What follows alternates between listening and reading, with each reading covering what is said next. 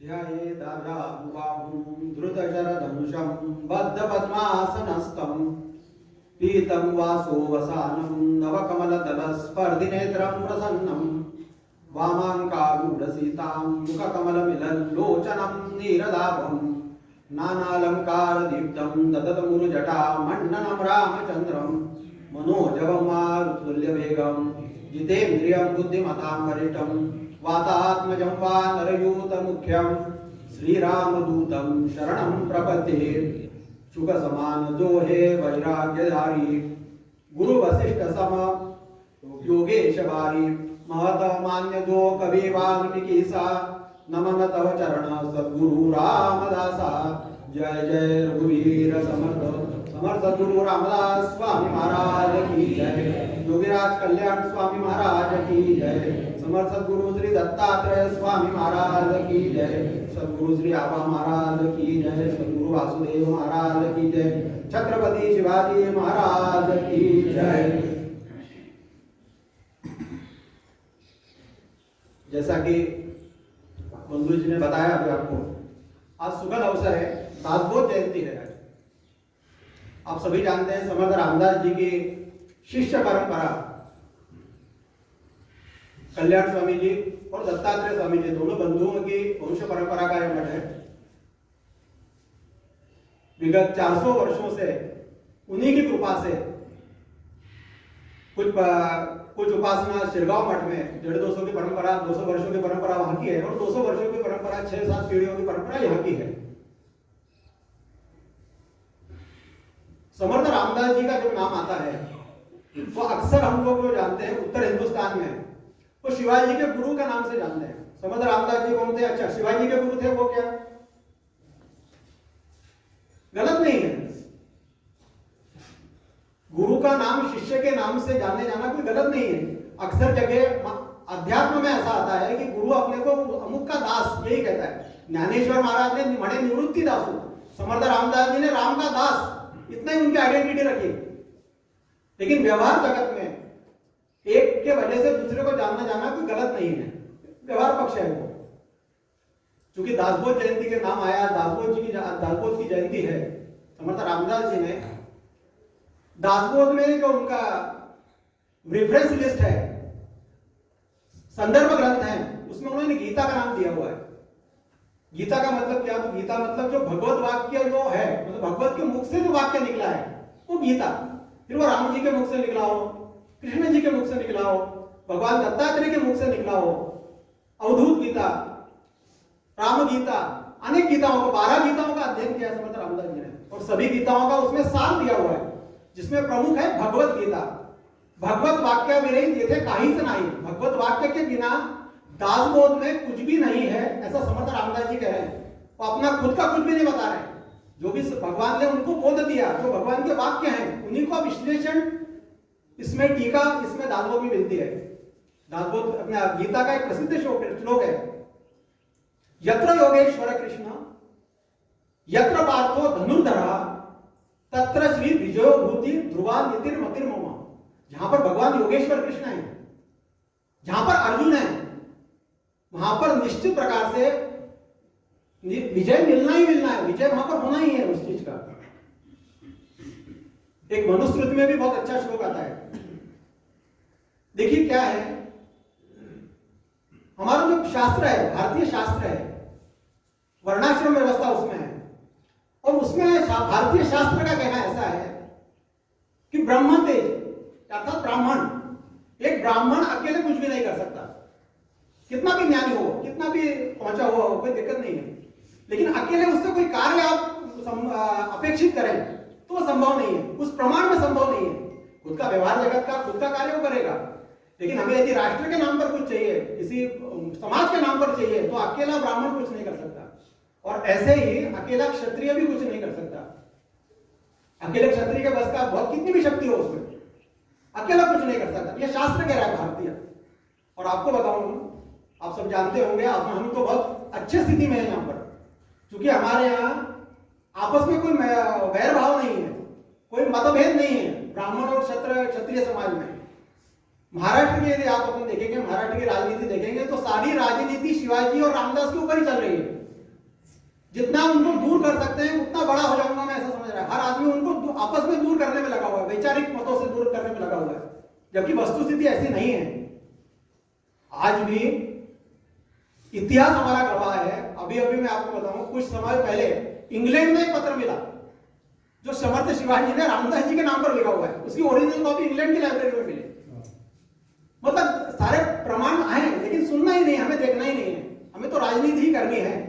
एक क्षमा मैं चाहता हूं, यहां पर हो सकता है राजनीति से संबंधित लोग बैठे हों, उसमें कोई वो नहीं है। मैं उन सभी को प्रणाम करता हूं। आप सभी सूझने जन हैं, भगवान को प्रणाम करने से पहले आपको भी प्रणाम करना था। मैं क्षमा मांगता हूं, थोड़ा लेट हो गया हूं। हमारे छत्रपति शिवाजी स्मारक समिति के अध्यक्ष यहाँ पर बैठे हुए हैं, और भी राजनीति से संबंधित जो राजनीति में आना चाहते हैं, जो राजनीति में है, जिनके परिवार वाले राजनीति में, ऐसे काफी लोग यहाँ बैठे हुए हैं, सभी को वंदन। और इसीलिए समर्थ रामदास जी के इसमें मुख्यतः हरिकथा निरूपण आणि दुसरे थे राजकारण। समर्थ ने हरिकथा निरूपण, भजन, भक्ति के बाद में राजकारण को महत्व दिया हुआ है। क्या राजकारण का अर्थ है? राजकारण मतलब समाज कारण। समाज में जो व्यक्ति है वो समाज अपने मनुष्य की जो क्या बोलते हैं पद्धति है, परंपरा है, वो अकेले रह नहीं सकता, वो समाज में ही रह सकता है। बिना समाज के उसकी कोई आइडेंटिटी नहीं है। तो व्यक्ति ने अपने जो मेरा खुद का पैसा है, मेरी मान है, मेरा सम्मान है, जो भी मेरे पास में धन है, दौलत है, जो भी है, उसका मैं यदि समाज के किसी जरूरत वाले वर्ग को मैं यदि उसमें उसका हिस्सा बना सकूं, स्वेच्छा से, जबरदस्ती नहीं है, वो कैसे हो सकता है? और समाज में मैं तो सुखी हूं, मैं अपने घर को सुखी कर सकता हूं मेरे पैसे से, लेकिन क्या मैं अड़ोस पड़ोस में देख सकता हूं? क्या मैं समाज के बाहर, अपने घर के बाहर जा सकता हूं? क्या मैं देश तक दे सकता हूं? ये सब बातें समर्थ को अपेक्षित हैं। और उसी भूमिका में अपन राजकारण को भी देखेंगे थोड़ा सा। यत्र योगेश्वर कृष्ण यत्र पार्थो धनुर्धरः तत्र श्री विजयो बुद्धि ध्रुवा नीति मति मम। बिना अर्जुन के योगेश्वर कृष्ण भी कुछ नहीं कर सकते। देखिए बड़ी बात है। और बिना योगेश्वर के अर्जुन कितना भी धनुर्धारी हो, उसका कारण यह है कि जो डायरेक्शन है, जब तक योगेश्वर कृष्ण का डायरेक्शन नहीं होगा तो शक्ति का जो उपयोग है, शक्ति का संचय तो ठीक है, लेकिन उपयोग गलत जगह हो जाएगा। और जब तक इनके मन में विचार काफी है, शक्ति ने वाढती राज्य, युक्ति ने राज्य कार्य हो तसे, शक्ति बुद्धि जय ढाई तेथे श्रीमंत नांदती, ऐसा बात कह रहे हैं। शक्ति और युक्ति का जब तक मेल नहीं हो सकता, तब तक कुछ भी जीवन में घटना पॉसिबल नहीं है, राष्ट्र में पॉसिबल नहीं है, समाज में पॉसिबल नहीं है। और उसी आधार पर यदि हम आप परंपरा में देखें हमारे भारतीय संस्कृति की, तो यहाँ पर वशिष्ठ जी हैं, राम है, वशिष्ठ जी और राम की युति है, जोड़ी है दोनों की। सांदीपनी कृष्ण की जोड़ी है, याज्ञवल्क्य जनक की जोड़ी है। जनक विदेही अवस्था में राजे हैं, क्षत्रिय हैं, लेकिन बिना याज्ञवल्क्य जनक भी कुछ नहीं है। और ऐसे ही इसमें यदि हम देखते हैं तो समर्थ रामदास और शिव छत्रपति या शिवाजी, इनकी जोड़ी को यदि हम इस नजर से देखते हैं, इस एंगल से देखते हैं, तो इसमें हमें काफी कुछ मिलने की संभावना है। यूं तो दोनों ही जन अपने अपने जगह पर सर्वोत्कृष्ट है। मैं ऐसा नहीं कह रहा हूं कि शिवाजी के वजह से, समर्थ रामदास जी की वजह से शिवाजी बड़े हुए, मैं तो छत्रपति नहीं होता, ऐसा भी कहना नहीं है। और चूंकि वो उनके गुरु हैं इसलिए छत्रपति शिवाजी रामदास जी बड़े हो गए, यदि शिवाजी के गुरु नहीं होते तो बड़े नहीं होते, ऐसा भी नहीं है। दोनों अपने अपने जगह पर दोनों ही महान पुरुष हैं, लेकिन दोनों का जो सामंतिक कार्य है, दोनों का मिलकर दोनों ने जो कार्य किया हुआ है, वो कार्य अद्भुत है। और वहां पर उसमें इतिहास भरा हुआ है। आइए अपन उस पहलू पर थोड़ा सा चर्चा करें। शिव और समर्थ इनकी कुछ संबंध थे क्या?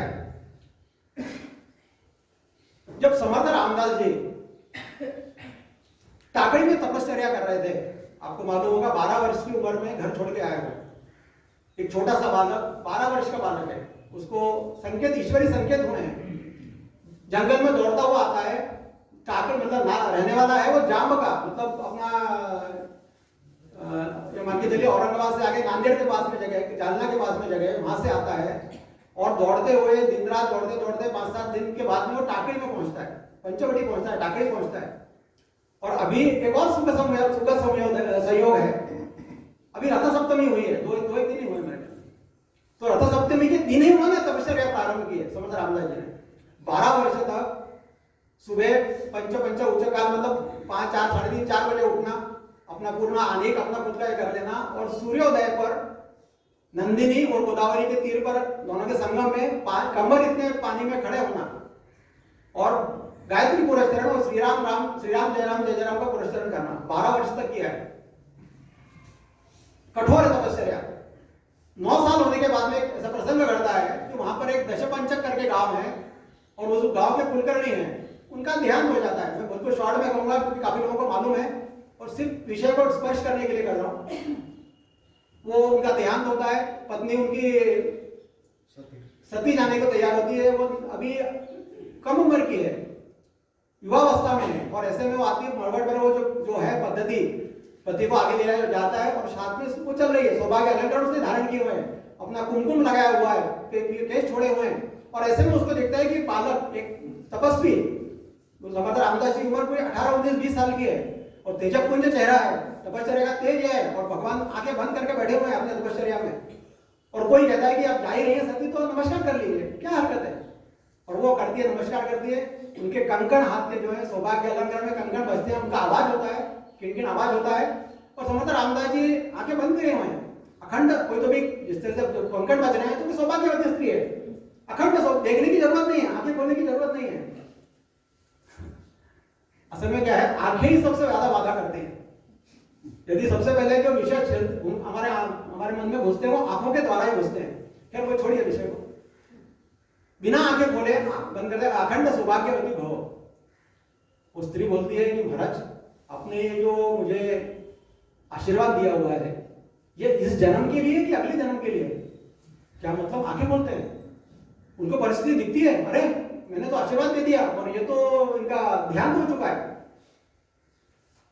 माता क्षमा करिए, मेरे मन में ऐसा कुछ नहीं था, लेकिन अब चूंकि रघुपति ने ये बोला हुआ है कि मेरे मन में शब्द नहीं है, मैं उनके इस पे तल्लीन था, मेरे मुंह से शब्द नहीं गए, मैं उन्हीं को प्रार्थना कर सकता हूँ। भगवान राम जी को प्रार्थना करते हैं, वहां पर आते हैं, अपने गंगा जल जो हाथ का कमंडल हुआ जल छिड़कते हैं, वो खड़े हो जाते हैं, उठ के खड़े बैठ जाते हैं। और यह अद्भुत घटना है, उसका जो है सब जगह वो जो घटना है वो फैलती है पूरी जगह।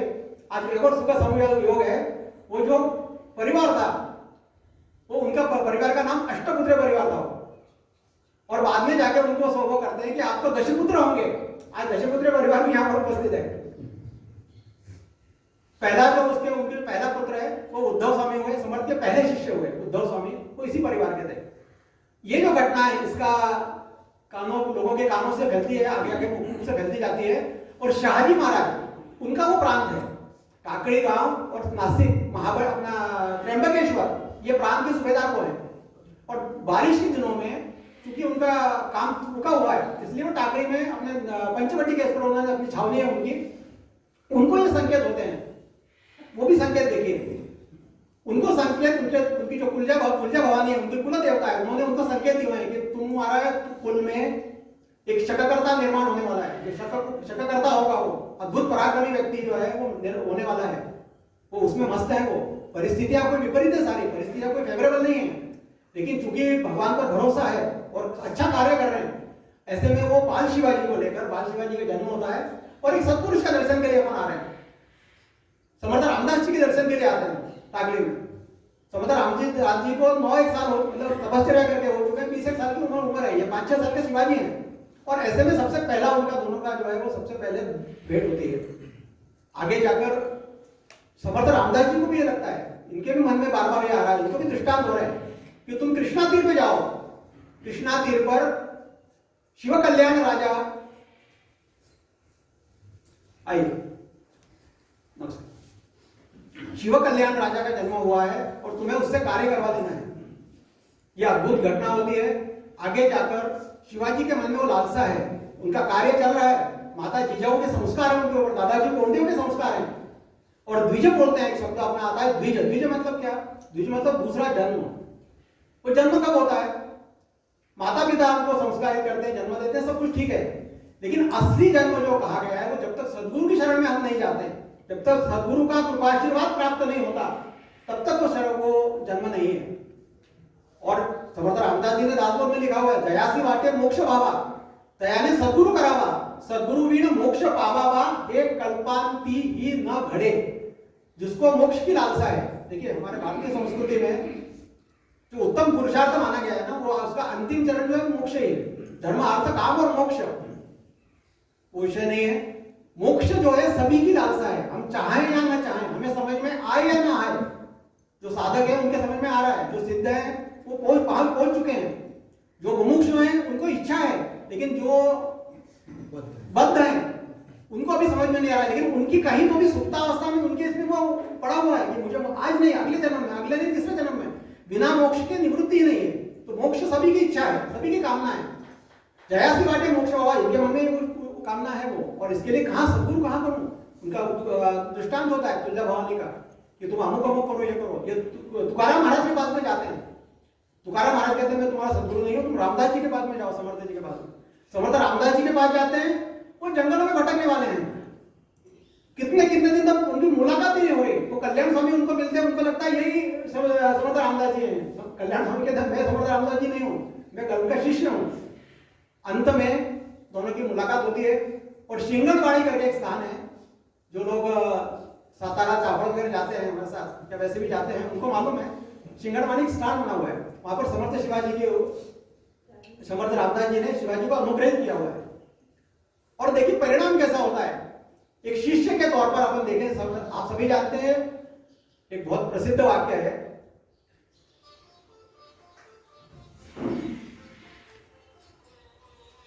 काशी जी की कला जाती। सभी लोग जानते हैं वाक्य। अपन जो शिवाजी को जानते हैं वो किस वाक्य से जानते हैं, काशी जी की कला जाती मथुरा मशीद भाई होती। और यदि शिवाजी न होता तो सुन्नत भाई होती सबकी। मतलब इतनी स्थिति बहुत गंभीर है। यदि आज शिवाजी नहीं होते, इसीलिए काफी लोग महान लोगों का कहना है कि जैसे हम सब सुबह प्रातः स्मरण करते हैं, कराग्रे वस्ते लक्ष्मी कहते हैं, या भूमि को स्पर्श करते हैं, भूमि को वंदन करते हैं, अपने कुलदेवता को, माता पिता को वंदन करते हैं, वैसे हमने शिवाजी का भी वंदन करना चाहिए। किसी भी जात का हो, सभी ने करना चाहिए। आज उनके वजह से ही ये हिंदुत्व की जागृति है। आज हम हिंदू कहला सकते हैं, यहाँ बैठ सकते हैं, सत्संग कर सकते हैं। तो शिवाजी के ऊपर परिणाम ये होता है कि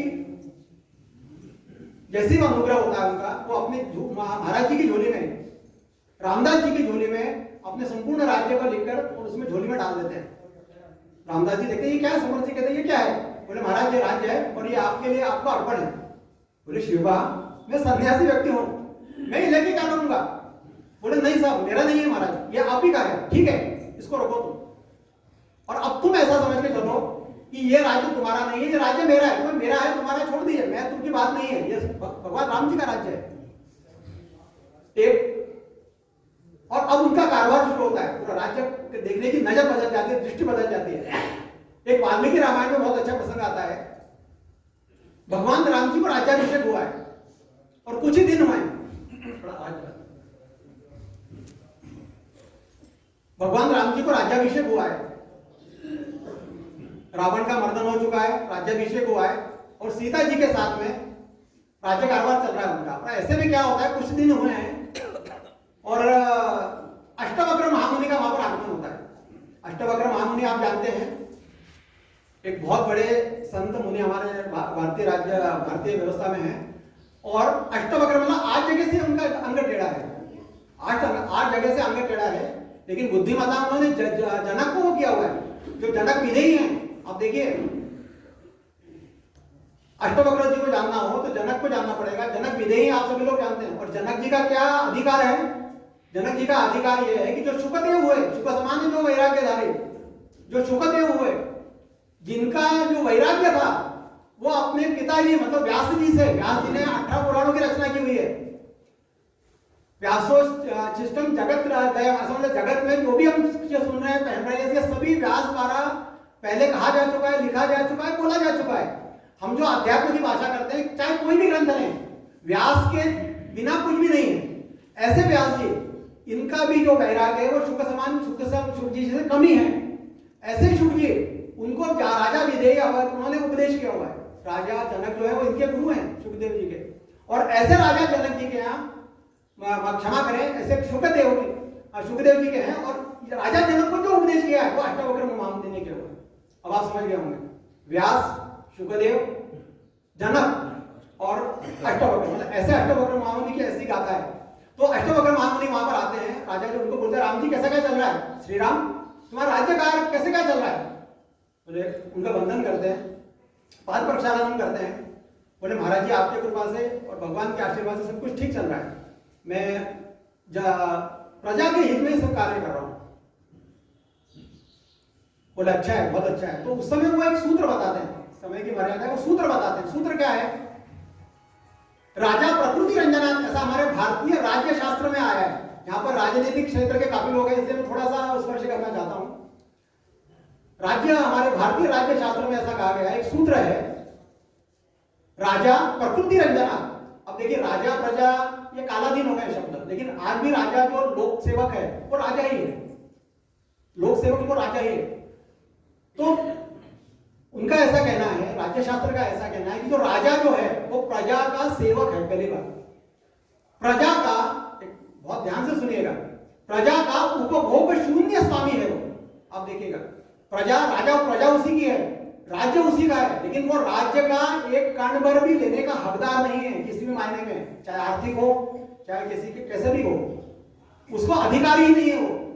दूसरा, जैसे जैसे वो बड़ा होता जाता है उसने अपने खुद के लिए, स्वयं के लिए अनेक बंधनों पर उसने वो करना चाहिए कि मैं अपने खुद के ऊपर बंधन डालने चाहिए, विचारों के बंधन, वैचारिक बंधन डालने चाहिए कि मैं ऐसा नहीं करूंगा, मुझे ऐसा नहीं करना चाहिए, मुझे ऐसा नहीं करना चाहिए। और जैसा जैसा बड़ा होता जाएगा वो, जैसे जैसे उच्च पद पर पहुंचा जाएगा, वो अधिकाधिक बंधन, क्या बोलते हैं उसको, कठोर होते जाए, उसका वो कठोरता से पालन करे। आराधनाएं लोका नाम, ऐसा शब्द आता है। आराधनाएं लोका नाम मतलब क्या? हम जनता जनार्दन कहते हैं, मैं किसी को वो नहीं कर रहा हूं, लेकिन जनता जनार्दन ये शब्द बिल्कुल, इसमें कोई दम नहीं रहा, ये सिर्फ कहने की बातें हैं। जनता को जनार्दन समझा ही नहीं, जनार्दन मतलब भगवान है, जनार्दन समझा ही नहीं जाता। भगवान राम जी कह रहे हैं कि जनता जनार्दन मतलब, जनता जनार्दन का मैं स्वामी हूं, मतलब जनता का जो राज्य करता है वो सेवक है, वो सेवा करना ही उसका कार्य है। आपको और बताऊं, भगवान समर्थ रामदास जी ने अपने जीवन में सिवा रामचंद्र जी के किसी की स्तुति नहीं की है, ज्यादा देवी देवताओं की है, लेकिन पुरुष की, ऐसा किसी व्यक्ति विशेष की कभी स्तुति नहीं की है, क्योंकि वो सर्वसंग परित्यागी हैं, उन्हें किसी से क्या लेना देना, किसी को खुश मिजाज करने की उनकी जरूरत ही नहीं है, उनकी आवश्यकता ही नहीं है, जरूरत ही नहीं है कुछ। सिवा राम जी का उन्होंने गुणों का आपके स्मरण के लिए बताऊं, वाल्मीकि रामायण में राम जी के 68 गुणों का वर्णन है, 68 गुणों का वर्णन है, एक एक क्लियर करके। और मर्यादा पुरुषोत्तम भगवान अपन कहते हैं। मर्यादा मतलब कोई बंधन, मर्यादा का मतलब बंधन। बंधन कितने हैं? तो 29 बंधनों का विषय आया हुआ है अपने ऊपर। राम जी ने 29 बंधन डाले हुए खुद ने, किसने डाले नहीं, खुद ने ले लिए अपने ऊपर, क्योंकि वह लोक सेवक है, लोगों का राजा का राजा है। तो ये जो संकल्पना है, समर्थ रामदास जी ने शिवाजी महाराज की स्तुति की हुई है। आपको आश्चर्य लगेगा, एक गुरु, एक सदगुरु अपने शिष्य की स्तुति कर रहा है। देखिए ये कालांतर में हुआ है, तो शुरुआत में मिलते बराबर नहीं हुआ है। उन्होंने जब देखा उनको, जब अफजल खान का प्रसंग आता है, काफी प्रसंग है, आप काफी लोग जानते हैं इतिहास, अपन विषय दूसरे विषय को स्पर्श कर रहे हैं। अफजल खान के इसमें भी इतना आता है कि एक वाक्य निशी टिप्पण करके, वाक्य निशी टिप्पण मतलब एक गाथा है, एक ग्रंथ है, उसमें ऐसा उल्लेख आता है, वो उन्होंने खुद ने देखा हुआ है कि समर्थ है अफजल खाना से मारा मिले, मतलब शिवाजी ने मारा ऐसा नहीं लिखा है उसमें लिखा है कि इन्होंने मरवाया, समर्थ रामदास जी ने अफजल खान को मरवाया। अब क्या मजा है इसमें? देखिए उसका कारण यह है कि जैसे शिवाजी ग्राउंड फ्लोर पे काम कर रहे थे, शॉप फ्लोर पे काम कर रहे थे, वैसे समर्थ रामदास जी बैठे हुए नहीं थे, वो वनों में गिर के श्री राम जयराम जयराम नहीं कर रहे थे, दासों ग्रंथ उन्होंने लिखा हुआ है। लेकिन उसके लिए वो जो अफजल खान निकल रहा है वहां से, उसकी पहली सूचना शिवाजी ने, समर्थ रामदास जी ने शिवाजी को दी है। बीजापुर का सरदार निकाला है पत्र है वो, उसके पहले वो कैसा गुप्त पत्र है, ओपन भी है गुप्त भी है। पत्र का पहला अक्षर आता है वी से पहली लाइन है, जा से दूसरी लाइन है, ती से जब पूरे पढ़ेंगे आप तो बीजापुर का सरदार निकाला है, अफजल खान निकल चुका है। और समर्थ रामदास जी भी अपनी मूवमेंट के अकॉर्डिंगली कर रहे हैं।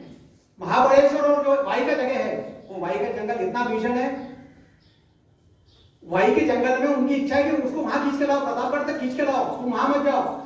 शिवा भी ऐसा दिखा रहे कि मैं डर रहा हूं, पीछे पीछे हट रहे हैं। और वाई के जंगल में जाने का कारण क्या है? तो वाई का जंगल अति घनिष्ठ जंगल है, अति घनदाट जंगल है। कितना जंगल है? सेतु अपना किसने वर्णन किया है? बाबा साहब पुरंदरे कहते हैं, बाबा साहब पुरंदरे बहुत सुंदर कहते हैं वाई के जंगल के बारे में। वो बोलते हैं एक बार हिडिंबा आप जानते हैं ना, भीम की पत्नी थी, राक्षसी थी वो, उसके बाल केश संवार बड़ा विचित्र था, वो राक्षसी कुल की थी। हिडिंबा के सिर में एक आध बार जू को खोजना, जू जानते ना आप, जुए, यदि जू भी उसके उसके सिर में है तो उसको निकालना बहुत ज्यादा कठिन नहीं है, लेकिन वाई के जंगल में यदि हाथी गुम हो गया है तो उसको ढूंढना बहुत कठिन काम है। कितना घंटा जंगल, तो उसके लिए सब योजना समर्थ रामदास जी है, उनका अनुष्ठान चल रहा है, उनका डायरेक्शन चल रहा है, बेचैन है, परेशान है, और इतना सब करते हुए जब वो मार के जब वो आते हैं उनको तो बड़े प्रसन्न होते हैं, और उस समय उनको मालूम पड़ता है कि उन्होंने मार दिया। वो बोलते हैं शिवा कैसे क्या हुआ, तो बोले उन्होंने जब मेरे को गले में उसको पकड़ लिया ना, मेरे को क्या बोलते हैं अपने उसमें लिया, मैं घबरा गया, मुझे लगा पता नहीं क्या होगा, मैंने आपका स्मरण किया।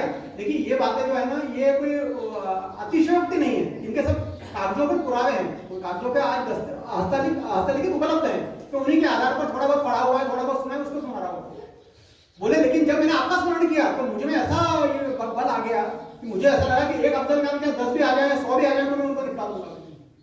ये आत्मिक शक्ति का, अध्यात्म का के लिए, आत्मिक शक्ति के लिए, अध्यात्म से क्या होता है, आत्मबल बढ़ता है। देह बुद्धि से आत्मबुद्धि करा भी हमारा अध्यात्म कहता है। इसीलिए बड़े बड़े जितने भी सत्पुरुष हुए हैं उन्होंने सबको सद्गुरु किया हुआ है, उनकी देह बुद्धि से उठकर उन्होंने दुनिया को देखा हुआ है। जब खुद की आदमी परिवार ही नहीं करता, जब मैं देह बुद्धि में नहीं हूं, फिर मुझे किस बात का पैसा लेना, मुझे किस बात का जनता में लूटना है, फिर तो मुझे जनता के लिए कार्य करना है, मेरा अपना खुद का कुछ भी नहीं है, आत्मबुद्धि है। आत्मबुद्धि के लिए ये बहुत महत्व है। अनेक प्रसंग है, आपको छोटी सी बात बताता हूं। एक बार चाफड़ का जो है रामनवमी उत्सव का प्रसंग आता है, उसमें है ना समर्थ रामदास जी की जो योजना है, यहाँ पर और भी लोग बैठे हुए, तो एक अच्छी सुखद आपको एक सूचना देता हूं, आपको मालूम होगा काफी लोगों को। समर्थ रामदास जी ने दासबोध में व्यवस्थापन को बहुत महत्व दिया हुआ है, व्यवस्थापन बहुत इंपॉर्टेंट है। आज भी ऐसा बोलते हैं कि कैम्ब्रिज यूनिवर्सिटी में समर्थ रामदास जी का दासबोध पढ़ाया जाता है, काफी उनके रेफरेंसेस लिए जाते हैं मैनेजमेंट पॉइंट ऑफ व्यू से। उसका रीजन ये है, व्यक्ति का व्यवस्थापन, मन का व्यवस्थापन। हमारा मन ही जगह पर नहीं है तो हम क्या करें, हम यहाँ बैठे हुए, हम यहाँ बैठे हुए हैं कि नहीं हमें नहीं मालूम है।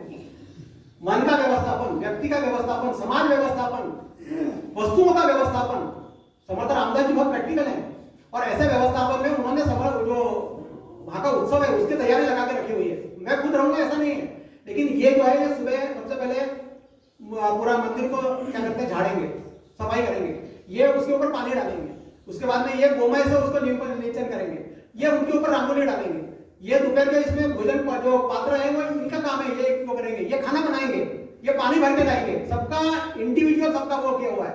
ये नहीं है तो उनका सेकंड लिस्ट है, सेकंड नहीं है तो थर्ड लिस्ट है, लेकिन दोनों किसी का इंटरफेरेंस उनको मानने नहीं है। अपना काम, आपकी 3 लोग हैं, 1 2 3 आप करिए। खाना कौन बनाएगा, कैसे होगा, कितने बजे होगा, जो इसका कार्यक्रम की बिछाई थे वो कौन डालेगा, वही मियां हाट में, वही दरबार में, ऐसा नहीं, अलग अलग कार्य के सब विभाजन है। और ऐसे में पूरा करने के बाद वो शिवा पूछते कि महाराज आपने ये तो सब तो कर दिया, मेरे लिए क्या आज्ञा है। बोले शिवा आप राज्य करते हो, आपके पास इतने सारे काम है, मैं आपको कहूँ कि उत्सव में आप आओ करो, प्रैक्टिकल है। देखिए उनका ये मानना नहीं कि छुट्टी लो, अब छोड़ो, अब रामनवमी के उत्सव में 10 दिन यही रहो, ऐसा कहना नहीं है। आप अपना काम करो, जो आप काम कर रहे हो वो काम आपका नहीं है, वो मेरा भी नहीं है, वो राम जी का कार्य है। एक और बताता हूं आपको, मोक्ष मार्ग जो है, जो मोक्ष की चिंतन किया हुआ है, मोक्ष मार्ग में एक देशभक्ति का भी एक बीच में स्टेशन आता है। देखिएगा हम अक्सर उसको बहुत कम लिखते हैं उसको। देशभक्ति क्या है, जो हमारे कारगिल या जो बॉर्डर पर युद्ध करने वाला सिपाही है, यदि वो वीर गति को फल प्राप्त होता है, वो भी मोक्ष का अधिकारी है, ध्यान रखिएगा। इसलिए हम प्रैक्टिकल बन गए, मतलब वो जो कार्य कर रहा है, भले ही वो राम नाम ना लेता होगा, उसको समय नहीं होगा, जो भी होगा, लेकिन यदि देशभक्ति के लिए, देश के लिए कार्य कर रहा है, देश के लिए अपना बलिदान दे रहा है, अपना त्याग दे रहा है, वो भी हमारे मोक्ष का अधिकारी है। इसलिए मोक्ष का नाम का स्टेशन भी देशभक्ति का महत्वपूर्ण स्टेशन इस पड़ाव पर आता है।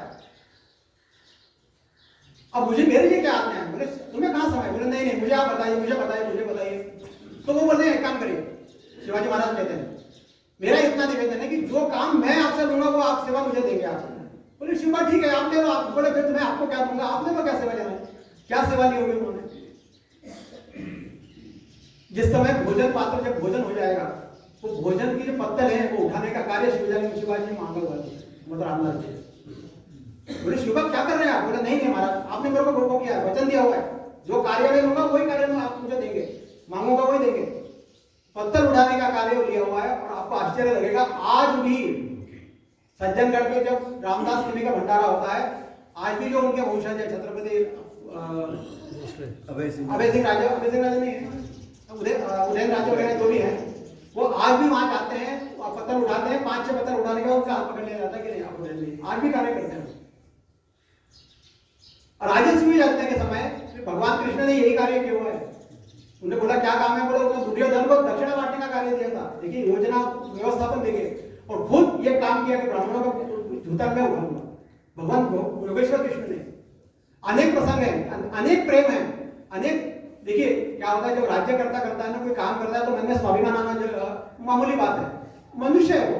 सामान का किला बन रहा है और किला बनते समय हजारों आदमी काम कर रहे हैं और शिवाजी और समर्थ रामदास जी दोनों घूम रहे हैं। उनको लगता है देखो आज हजारों लोगों का आज मैं कुछ ना हो एम्प्लॉयमेंट तो मैं दे ही रहा हूँ ना, उनको रोजगार मैं ही दे रहा हूँ। समर्थ रामदास जी को ध्यान में आता है तो इतना बड़ा व्यक्ति मन में अहंकार हो रहा है।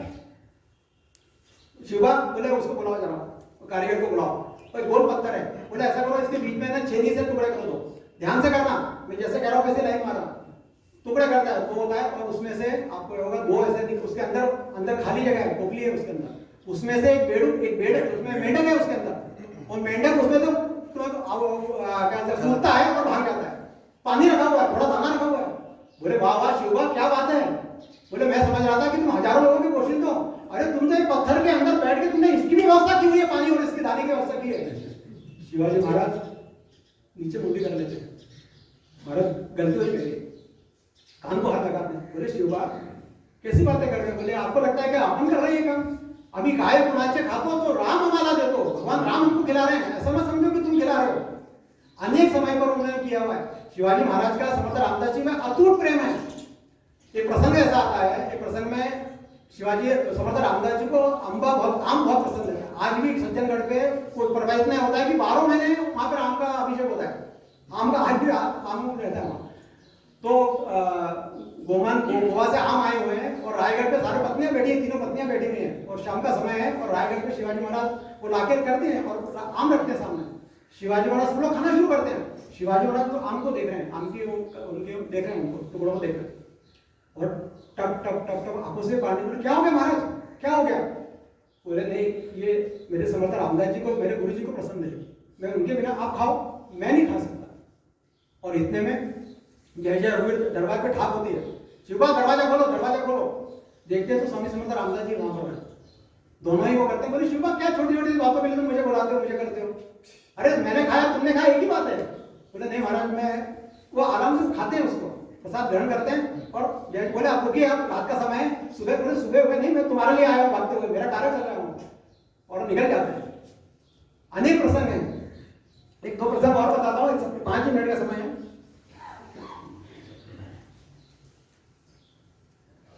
शिवाजी महाराज का जो अंत समय में 5-6 साल समर्थ रामदास जी सज्जनगढ़ पे निवास करते हैं और वो जो किला है वो शिवाजी के इसमें आता है। तो वो उनको वहां पर किलेदार जो है उसको चिट्ठी लिखते हैं वो कि मेरे गुरुजी वहां पर आ रहे हैं, सदगुरु मेरे वहां पर आ रहे हैं, तुम्हारा ये कर्तव्य है कि वहां पर उनकी व्यवस्था में कोई भी खलल ना पड़े।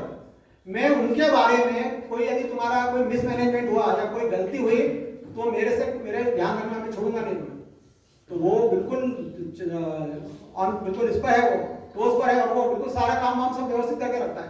लेकिन दुर्भाग्य ऐसा है कि बारिश के दिन है और वो पतरा जो डाला हुआ है, टीन का पतरा डाला हुआ है उस जमाने के हिसाब से, उसमें से 2-3 बूंदे गए तो उनके शिवाजी अपने समर्थ रामदास जी के पलंग पर गिरते हैं और समर्थ रामदास जी कुछ नहीं कहते, लेकिन बाकी लोग तो है ही ना, इधर के उधर करने में सब माहिर है। वो कैसे तो भी जाके उसके ऊपर ना शिवाजी को मालूम पड़ते हैं, नीचे साधारण में शिवाजी और शिवाजी की जबरदस्त आग बबूला होते हैं। क्या इतना कहने के बाद भी होगा, महाराज जी के जो मेरे गुरु हैं, जो मैं तो सेवक हूं उनका। बोले ऐसा करो उस किलेदार को किले से वहां से ढकेल दो, आप बात करने की जरूरत नहीं। वहां पर ऑर्डर पहुंचता है, वो हाथ पे कांपने लगते हैं उसको। और दूसरे दिन शिवाजी महाराज बोलते क्या हुआ, मेरे उसका हुक्म की ताबीत हुई कि नहीं। बोले नहीं हुई महाराज। बोले मालूम है मुझे, कैसे होगी। बोले जो करुणा में सदगुरु वहां बैठे हुए हैं, उनके रहते हुए मैं कुछ भी कह लूं, मैं कह दूं उसको ढकेल दो, वो ढकेलने देंगे क्या। दोनों में अंडरस्टैंडिंग है, दोनों में जबरदस्त, जैसे बोलते हैं ना अपना। एक आपको बता रहा हूं, अंतिम है क्या होता है, जो महान पुरुष जो होते हैं ना, कहीं तो उनका ईश्वरी तत्व का स्पर्श होता है। एक बार ऐसा प्रसंग आता है कि कीर्तन चल रहा है और वो कहते हैं शिवा आज कीर्तन तुम करो, आज मैं सुनूंगा। बोले महाराज मुझे तो कुछ भी नहीं आता, मैंने दासबोध पढ़ा भी नहीं, मुझे समय भी नहीं, कुछ भी नहीं है। तो बोले नहीं मुझे नहीं मालूम। तुम्हें जैसा भी आज जो राम कहलवाएंगे आप करो। समर्थ रामदास अपने शिवाजी महाराज गद्दी पे खड़े रहते हैं और टाल लिया हुआ हाथ में और शुरू करते हैं। वो पद जो है ना, वो पद आपके हाथ में शिवाजी का पूरा कैरेक्टर समझने के लिए काफी है। तो समय अपने बस में बहुत सारी बातें हैं। जय हो महाराजा गरीब नवाज, ये पद आज भी यहाँ मंदिर में और हमारे सज्जनगढ़ में गाया जाता है। ये शिवाजी को आमना के लिए या सेवक क्या होता है, जय हो महाराजा गरीब नवाज, उस समय की भाषा है, थोड़ी उर्दू मिश्रित भाषा है। जय हो महाराजा गरीब नवाज, मैं सेवक हूं, सेवा मांगू इतना है सब काज, मेरा इतना ही आपसे काम है कि मुझे सेवा दीजिए आप। मैं सेवक हूं, सेवा मांगू इतना है सब काज, बंदा कमीना, ये कमीना वगैरह उस समय की भाषाएं हैं। कमीना का मतलब हीन है, हीन है। बंदा मतलब मैं बंदा कमीना, कमीना कमीना तुम साहेब थारो थारी राज, और छत्र पतक तुम सेकदार शिव। छत्र पतक, छत्रपति जो है लोग मुझे छत्रपति कहते हैं, मैं छत्रपति नहीं, छत्रपति आप हैं। छत्र पतक तुम शेकदार शिव, शेकदार का मतलब होता है जो अपना छड़ी और जो अपने ये करते हैं ना, उनको शेकदार बोलते हैं। छत्र पतक तुम शेकदार शिव, तीन लोग सिरताज, ये उनका वो शब्द है। हम कुछ भी कह रहे हैं, कैसे भी कर रहे हैं, शिवाजी का जो जन्म है, शिवाजी का जो युति है, शिव समर्थ युति जो है, महाराष्ट्र में कुछ भी चलने दीजिए, लेकिन परसों जो हमारे यहाँ जो कार्यक्रम हुआ, छत्रपति शिवाजी पर कार्यक्रम हुआ व्याख्यान का, और यहाँ पर जो रैली निकाली मराठा समाज के आधिपत्य में, बहुत ही बढ़िया कार्यक्रम हुआ। यदि हमको सही राजनीति भी क्या है, राजनीति भी समझना है हमें, तो शिवाजी से ही सीखना पड़ेगी। समर्थ रामदास जी ने शिवाजी को राम जी के सामने के रूप में ही देखा हुआ है। उनको यही लगता था कि ये शिवाजी दिख रहे हैं, लेकिन ये जो है कि उनको संकेत ऐसे मिले थे कि प्रभु रामचंद्र हैं। तो ऐसा ये शिव और समर्थ युति का खेल है। हम दोनों के चरणों में वंदन करता हूँ। आज दासबोध जयंती है। दासबोध को आप सभी लोगों को मालूम होगा, उसकी मूल प्रत 325 साल पुरानी, बल्कि 330 साल हो गए मान के चलिए, वो अपने समर्थ अपने इस मठ में उपलब्ध है। और आज उसी प्रत को ऐतिहासिक दृष्टि से भी सबसे बड़ी पुरानी और निर्बाध प्रत माना जाता है। समर्थ रामदास जी के चरणों में वंदन, आप सभी के चरणों में वंदन करता हूँ और अपनी वाणी को विराम देता हूँ। जय जय रघुवीर समर्थ। बोलो छत्रपति शिवाजी महाराज।